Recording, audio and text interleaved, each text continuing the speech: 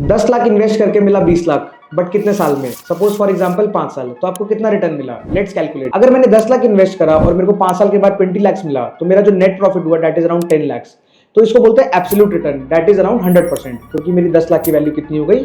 20 लाख। अगर मैं इसको कैलकुलेट करूं सीएजीआर की टर्म्स में कि मेरे को कंपाउंडेड एनुअली कितना रिटर्न मिला, तो इसको हम बोलते हैं compounded annual growth rate.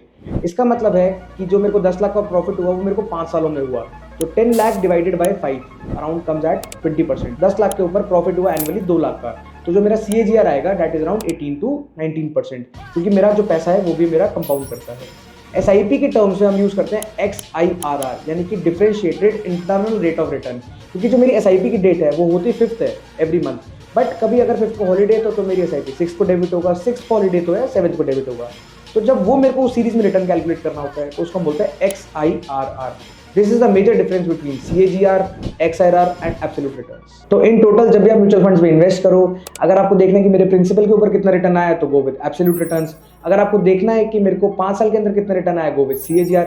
But when you are seeing returns with SIP then always go with XIRR।